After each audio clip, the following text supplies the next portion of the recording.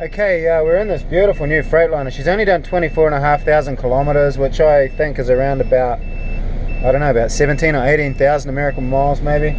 As you can see, it's just a beautifully laid out truck and a wonderful dash. I just love the way it presents itself. It just has so much quality and feel about it. Look at these beautiful chrome bezels, and you know, like, people have been chroming gauges ever since cars were invented, so it's really nice to have these touches of history there for us, as well as you know, the old lanyard for the air horn.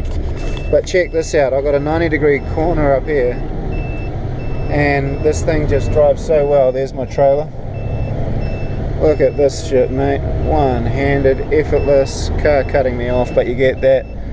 Bring the trailer around in the lane. Yep, nice. Indicator off. I do like that noise.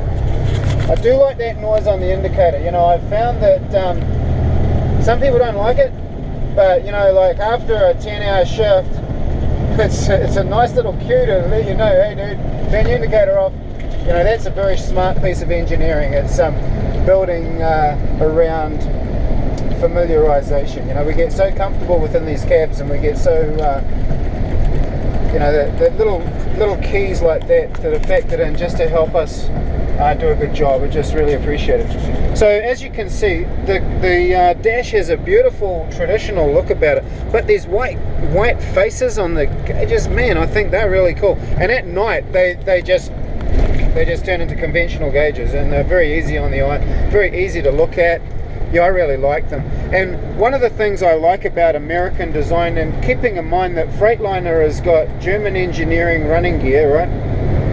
But it's got American styling. And one thing that I like about American styling that the Europeans tend to forget about, especially the people that built the Scania interior, was that, you know, when I sit in something like this, I get a, you know, I go, hey, my granddad had one of those, and oh, my granddad's car's got one of those. So it's very important to get a sense of space and a sense of place. And driving American gear, I really get that. You know, there's a lot of guys, you know, we get a lot of different manufacturers in this country, you know, like, we're really lucky. We get all the big brands, we get all the Japanese trucks, all the European trucks, all the American trucks. Here's an example. What do we got coming down the road here? What's that monstrosity? Looks like an Iveco, didn't have a name. Here's a Kenworth. You know, we're going to see trucks from all over the world in our little country, so we're very spoilt for choice, and the Europeans really dominate the comfort level for some folks, but I just like the American gear. You know, I subscribe to the fact that, you know, why fix it if it ain't broke, you know what I mean? And I like the way they retain a sense of history and tradition in their gear. So I think Freightliner is actually, there's a nice looking star for you. I think that Freightliner really are a really nice combination of European automotive engineering. They've got, you cannot question Mercedes' engineering pedigree. They are just building such fantastic engines and have done for such a long time.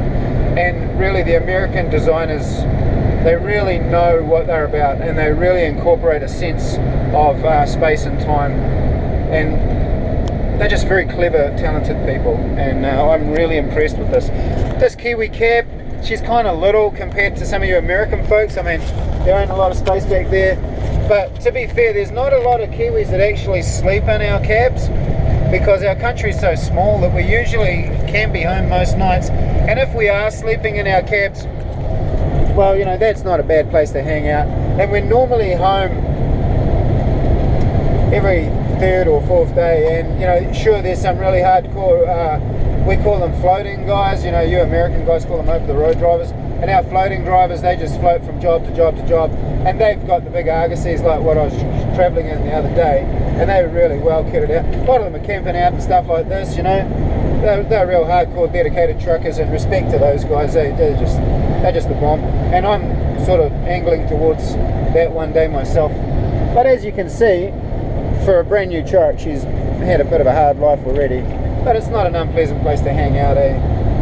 Yesterday's vlog didn't freak out too much. Frankly, I don't care if it does, because if it does, then clearly you're on the other team. But this year is going to be such a good year for me. By the end of this year, I will be trucking in the States, or something desperately wrong has happened, but it is my intention to be trucking in the States by the end of the year. I'll be in sponsored employment, of course. I'll have to go through it the right way. Due to my history, I may have difficulty with my visa, but I suspect that it will be okay. I don't envisage a problem because I did all the right things the right way, so it's all gonna be alright. This is great. I just saw this larger woman and she was jogging, mate. She was working hard, eh? So I gave her a couple of blasts on the air horn, you know, to let her know that I was watching. You should have seen her smile. She was just like, bing! Oh man, eh? Just a little bit of encouragement, mate. Makes a huge difference. I don't know who you are, lady, but wherever you are, that one's for you. Well, the Freightliner Argosy has just been such a nice truck to run in today. It has just been smooth and easy to drive. I could drive this thing all day and all night, and I really totally get why people choose them. They're a good truck, eh? You know, plenty of room, you know, just a really cool truck, eh? I really like it. I don't know, but I'm pretty happy with this little truck. Anyway, I got to boogie up to this place up here, and I'm going to unload it and then take it back to Taupo, pick up another truck and rock on back down the line where I'll unload that one probably. So I'm not even halfway through my day yet, but I'm probably said all I need to say about this truck.